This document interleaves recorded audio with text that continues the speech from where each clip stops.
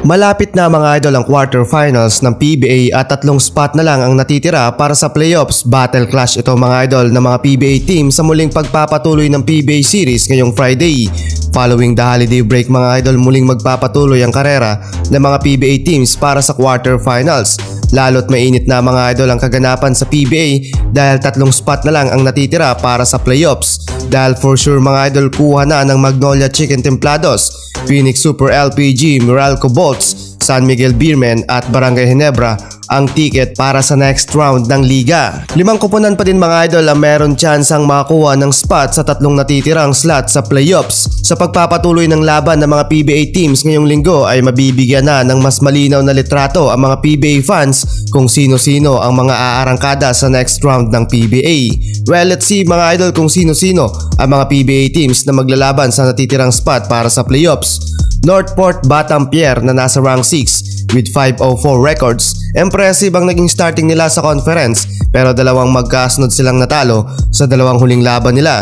2 games pa mga idol ang natitira kontra ito mga idol sa Blackwater follow-up games against Gin Kings. Manalo sila mga idol kontra sa Blackwater Elite ay sapat nito para masecure ang spot sa quarterfinals. Sumunod dyan mga idol ang rank 7 na Tropang Giga at kasalukuyang may 4 na panalo at 5 talo.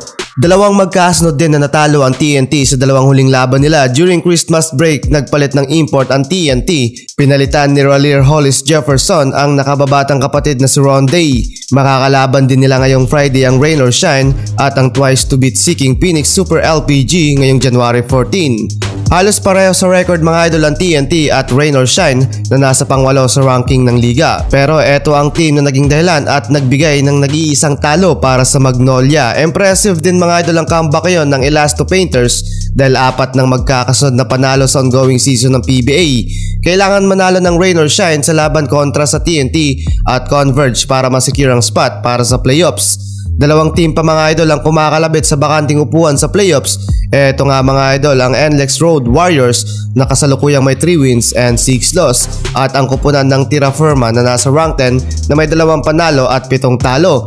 Medyo malabo na mga idol ang tadhana para sa Tira Firma dahil championship contender ang 2 natitirang makakalaban nila against sa San Miguel Beermen at Meralco Bolts naman ngayong January 12. Pero bilog ang bola mga idol, sabi nga nila. Pero abangan natin mga idol ang mangyayari ngayong season sa PBA. Well, para sa iyo mga idol, ano ang team na deserve na makuha ang pang-8 spot para sa playoffs? I-comment mo na yan sa ating comment section.